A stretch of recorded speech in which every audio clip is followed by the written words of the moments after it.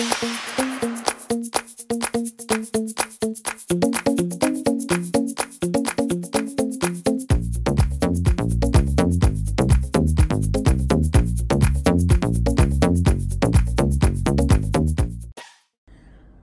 I'm Marisa Perry from Marisa Perry Atelier in New York City's West Village. Now that you've picked out your shape stone and picked out what setting you want and picked out what color metal you want, we've got to start talking about price and the carat weight of the actual size stone. That is the next stage in the process here. And I'm going to show you how to figure that out because it can be a little tricky, but we've got you covered. The first thing that you've got to figure out is how much money that you want to spend and how big of a diamond that's going to buy for you. The best way to do that, first of all, is to go online and look at some diamond prices. Now, I don't mean going on eBay where there's a 3 carat for $2,000 and it's certified by Joe Schmo. We're not talking about those diamonds. Go on a legitimate diamond website that has legitimate diamonds and go on several of them.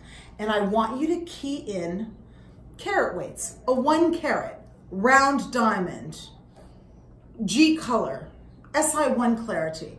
We're gonna have a whole diamond course later on in this series, but just go online, look at G, H, I, VS1 to SI1. I know that's a bunch of mumbo jumbo to you, but if you type that into the diamond search, look at how much these diamonds are running in a 1 carat, in a 2 carat. Get an idea of what your budget is. It will tell you the cost of that diamond. And the cost, that's just about my cost on that diamond as well. Scroll through to, like, let's say the 3rd page where they actually have accurate pricing. The 1st page is always filled with leftovers that nobody wants and that you probably don't want either. That's where they put all the cheapest stuff to unload after every jeweler in the entire United States has picked through that inventory. Go further in, look at some of the legitimate prices, add money for a setting. It could be $1,500 to $10,000 for that setting, depending upon how elaborate the setting is. Add that to your price, and then it's time to communicate with your girl and the jewelry store that you're going into what size carat weight you're thinking that you want to be in. Don't be offended if they ask you the price range you want to be in. Think of them as being a resource on your behalf. I say this because it's really important that you take control of the situation and set the expectations for your fiancé-to-be as well as for the jewelry store. The jewelry store will always ask you what price range do you want to be in or what carat weight are you thinking of, because they want to make sure that they're not putting on a huge ring on your fiance's fingers, and if he or she receives it, they're going to be like, oh my God, my ring is so much smaller than that ring. And also, they don't want to be in a situation where a woman has a $50,000 budget and they're putting on a 1/4 carat or a 1 carat diamond on her finger, and then the woman becomes insulted like, you don't think I can afford more than this 1 carat? So you want to make sure that you're setting the expectations across the board and that your fiance, most importantly, is trying on the diamonds within her budget so that she can get a good concept about what she's going to be receiving from you. Another part of this managing expectations is to manage the expectations of your fiance who might be pre-shopping for a ring just to get an idea of what she likes. That happens a lot, and a lot of men say to me, yeah, but what about if I want to surprise my fiance? I'm not going to give her a concept of what carat weight she's going to shop for and have her go pre-shop for an engagement ring before I've even proposed. The proposal is always a surprise. When and where you do it is a surprise. The ring should not always be a surprise.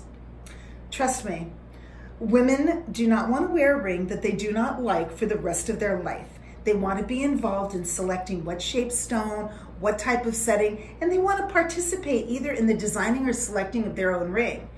And if you're the guy watching this show, you don't want to spend a boatload of money, whatever that is relative to your budget, and buy her a ring she does not like.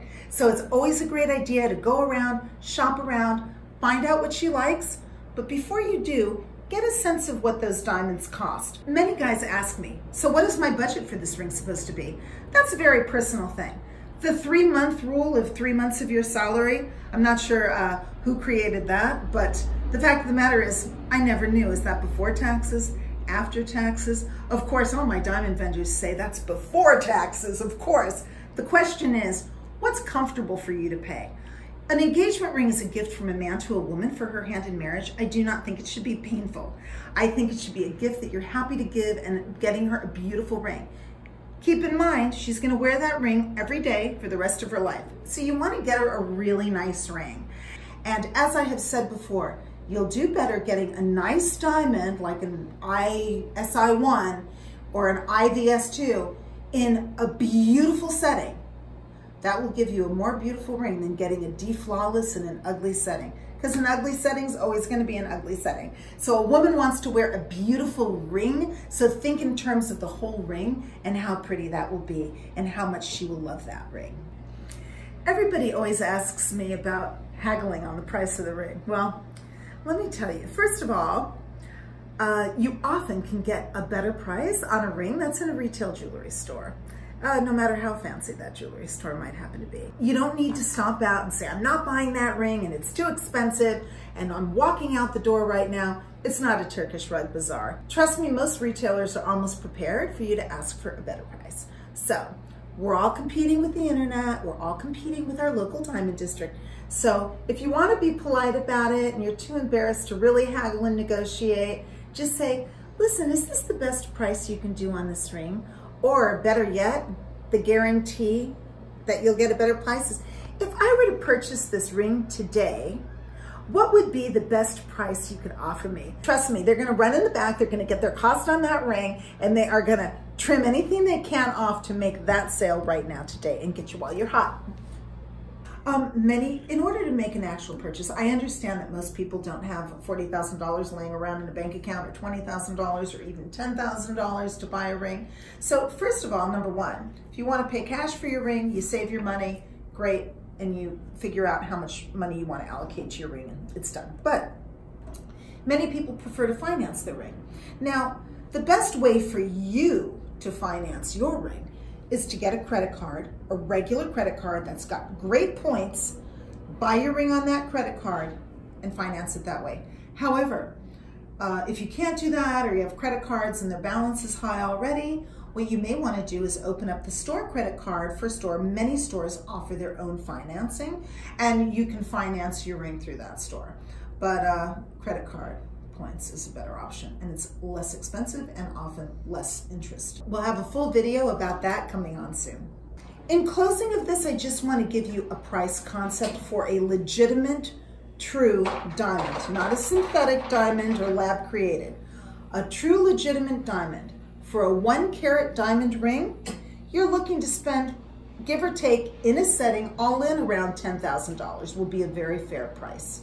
And of course, it fluctuates depending upon the color and clarity. But I'm giving you a general ballpark for a really good quality GIA certified diamond. 1.5 carats, you're looking 15, 17 in a nice setting. Maybe when you go into a 2 carat diamond ring, expect to be spending about $20,000. Could be more, depending, like I said, on color and clarity.